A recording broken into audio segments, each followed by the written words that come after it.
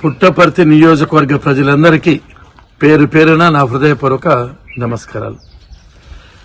నేను మీ పల్లె రఘునాథ్ రెడ్డిని, మాజీ మంత్రిని మాట్లాడుతున్నాను.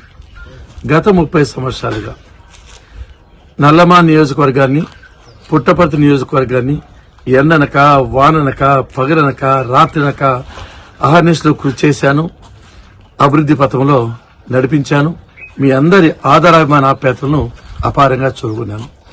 ఎవరు చనిపోయినా, యాక్సిడెంట్ అయినా, ఇల్లు గాలిపోయినా, హాస్పిటల్లో ఉన్నా 108 రాదు, బంధువులు రారు, భగవంతుడు రాడు, పల్లె రఘునాథ్ రెడ్డి వస్తాడు అనేది నగ్న సత్యం. ఈ విధంగా మీ అందరి హృదయాల్లోనూ చిరస్థాయిగా ఓ స్థానాన్ని సంపాదించుకోవడం నా అదృష్టం. ఇప్పుడు శ్రీ భగవాన్ సత్యసాయిబాబు గారి ఆశీస్సులతో, ప్రియతమ నాయకులు నారా చంద్రబాబు నాయుడు గారి సహకారంతో, మా కుటుంబం నుంచినే అత్యధిక విద్యావంతురాలు, కేరళ గోల్డ్ మెడలిస్ట్ అయిన శ్రీమతి పల్లి సుందరరెడ్డి గారు తెలుగుదేశం పార్టీ అభ్యర్థిగా సైకిల్ గుర్తు మీద పోటీ చేస్తున్నారు.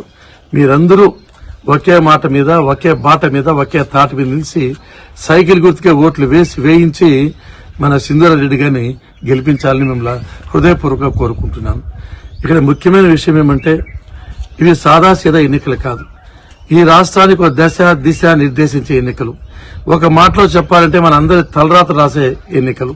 ఇది ఈ రాష్ట్ర భవిష్యత్తుకు సంబంధించిన జీవన్మరణ సమస్య ఎన్నికలు. ఈ ఎన్నికల్లో మీరంతా ఒకే మాట మీద, ఒకే బాట మీద, ఒకే ఆలోచనతో, ఒకే అభిప్రాయంతో వర్గాలు, కులాలు అన్ని పక్కన పెట్టి తెలుగుదేశం పార్టీని గెలిపించాలి.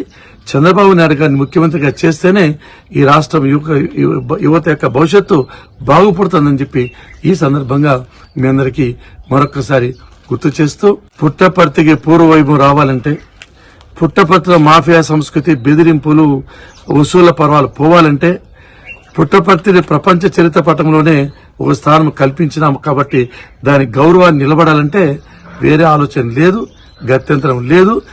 ఒక శ్రీమతి పల్లి సుందరరెడ్డి గారు తెలుగుదేశం పార్టీలో గెలిస్తేనే ఇవన్నీ సాధ్యమవుతాయి. కాబట్టి మరొక్కసారి మీ కుటుంబ సభ్యునిగా మీ అందరినీ కోరుకునేది, తప్పకోకుండా ఈసారి శ్రీమతి పల్లి సుందరరెడ్డిని గెలిపించాలని మనస్ఫూర్తిగా కోరుకుంటున్నా. ఇట్లు మీ అభిమాన పాత్రుడు పల్లె రఘునాథ్ రెడ్డి. నమస్కారాలతో.